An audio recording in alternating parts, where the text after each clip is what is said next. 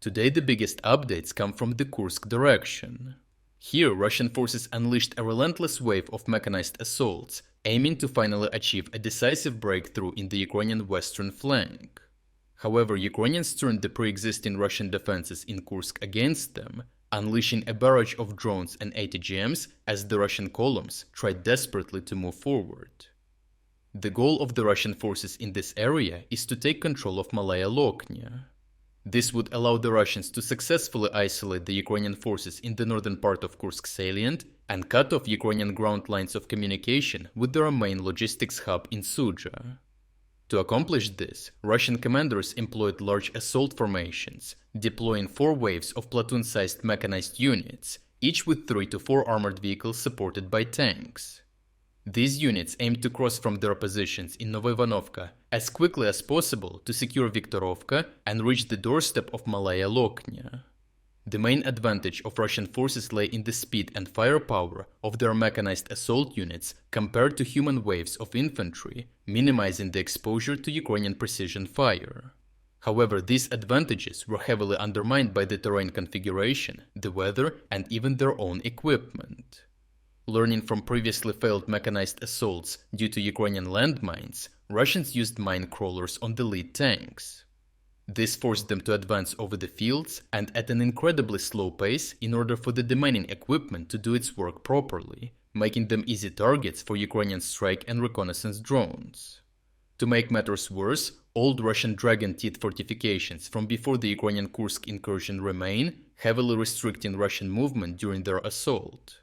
Additionally, slightly warmer temperatures have melted the snow and soaked the fields, further slowing down Russian armored columns, while craters from prior Russian airstrikes have completely flooded, forcing Russian units into predictable choke points. The combination of mud, dragon teeth, and exposed terrain enabled Ukrainian forces to effectively target and destroy these Russian assaults through all available means. Combat footage from the area reveals how the Ukrainian defenders effectively engaged a Russian assault platoon consisting of 3 infantry fighting vehicles and 1 tank. The column moved across the field from Novoivanovka to Viktorovka, maneuvering around the dragon's teeth and flooded bomb craters. The hindered movement of the first Russian assault allowed Ukrainians to completely dismantle it already on the approaches with FPV kamikaze drone strikes and artillery. However, some vehicles from the second wave of mechanized assaults managed to approach and enter the village of Viktorovka, but quickly found themselves targeted by Ukrainian anti-tank teams, sporting Javelin anti-tank guided missile launchers. As their armor stood no chance against the modern weapon systems, Russian soldiers were forced to scatter across the fields and village in disorganization, where they were systematically hunted down by Ukrainian drone operators dropping grenades from above.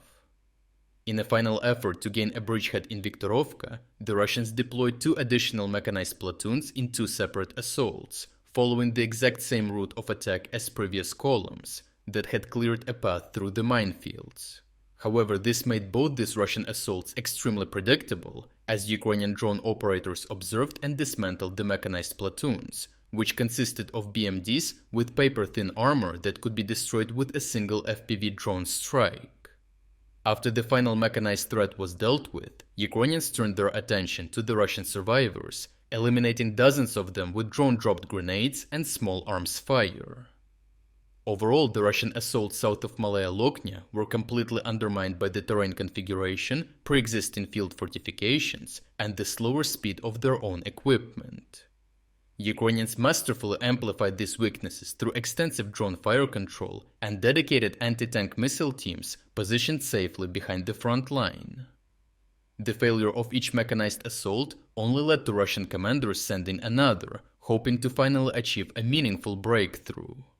This Russian form of dedication reflects a recently published statistic from the Ukrainian Ministry of Defense, stating that around 40% of all combat engagements take place in the Kursk region, underlining Ukraine's massive success at preventing operationally significant Russian gains while diverting a large number of resources away from ongoing offensive operations in the east. If you are against the invasion of Ukraine and you want to support the work that I am doing, consider subscribing to our own independent news website. Here you can find our exclusive strategic insights, comprehensive overviews of all fronts, and regular tactical analysis videos. By subscribing, you will not only show your support for this channel, but also help and defend independent journalism. The link to our website is in the description. Thank you for watching this report, and I appreciate everyone who stepped up to join us.